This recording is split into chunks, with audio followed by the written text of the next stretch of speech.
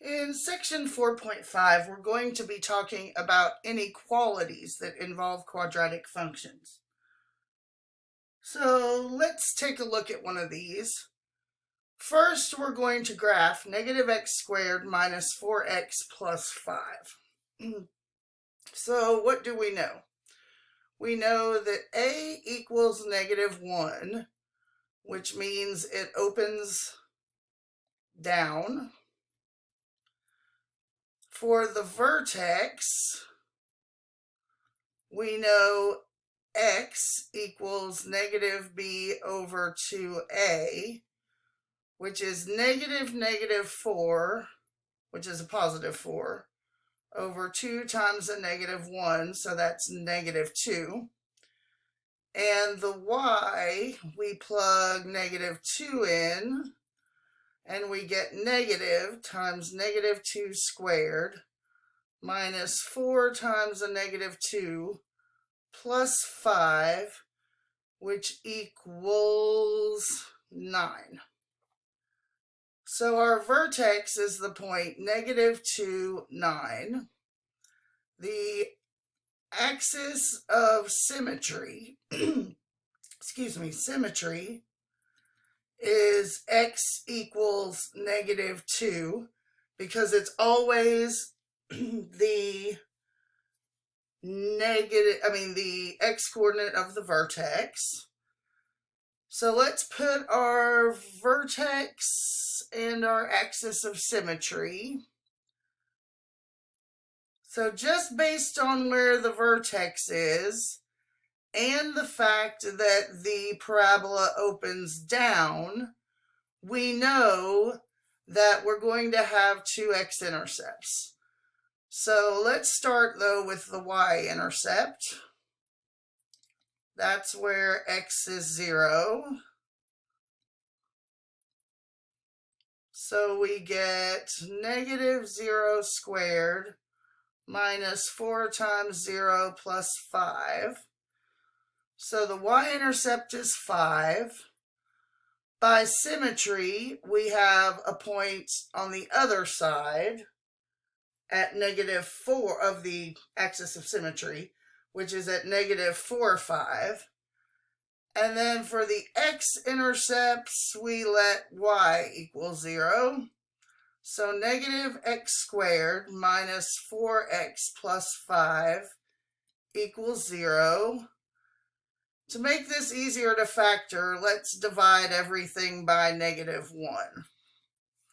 If we do that, we have x squared plus 4x minus 5 equals 0, which factors into x minus 1, x plus 5. And so that means x is 1 or x is negative 5. So if we plot those, and now we have our parabola that we can graph. So just connect the dots as best you can. Okay, now we're ready to answer some questions based on this graph. So it says, use the graph to solve negative x squared minus 4x plus 5 is less than 0. And give the answer in interval notation. So what this problem is actually asking us is, give the intervals of x values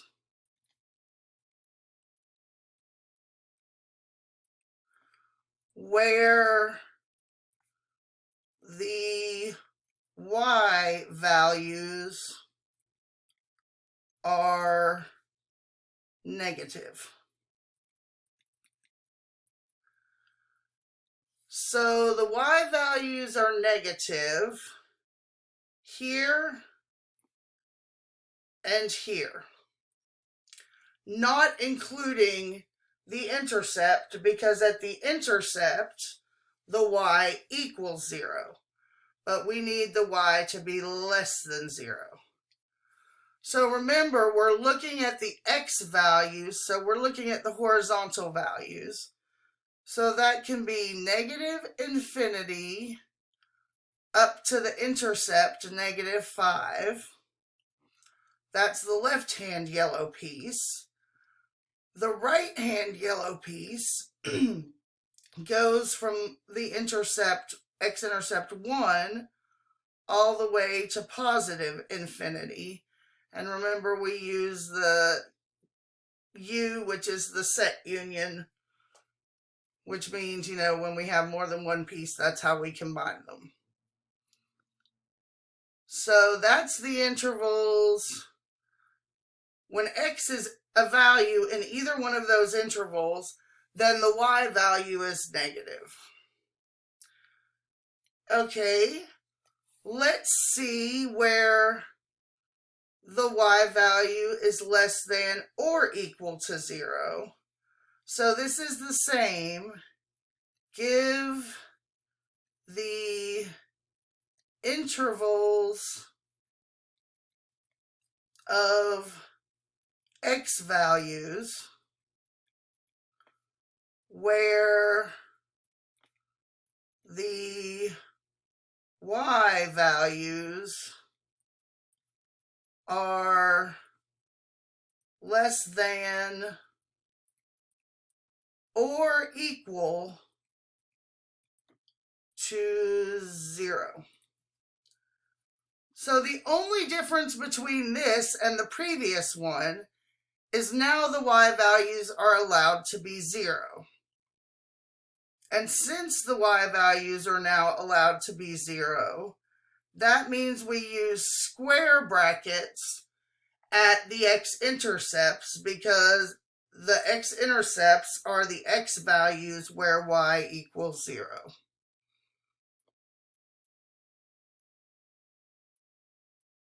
So that one's almost identical to the first one. Okay, now let's look at part C.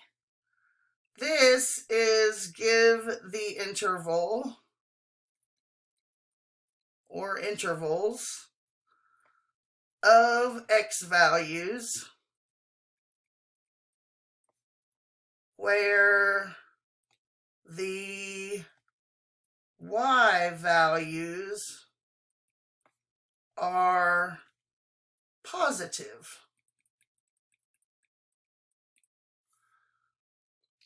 So if we look where the y values are positive, that's the part that I just shaded yellow. So the x values there are anything between -5 and 1. So we're going to put -5 and 1. We're going to use parentheses because remember, when x is -5, y is 0. But we need y to be greater than 0. Same thing at the one side of the interval.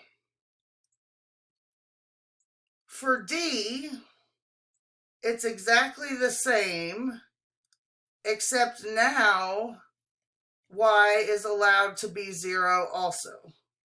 So we're giving the intervals of x values where the y values are greater than or equal to 0.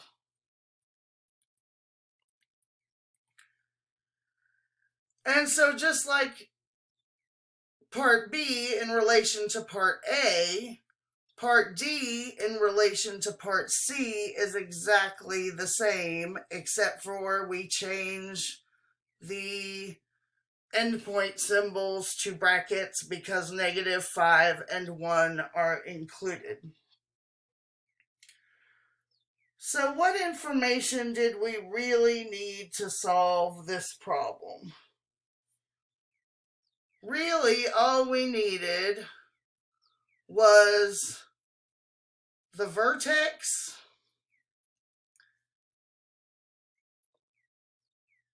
the x-intercepts and the opening direction, so whether it opens up or down. And those are the only things we need to figure this out. Okay, so it's easy when we have a graph, but we don't always want to have to graph these. So in the next video, we'll learn how to do this algebraically.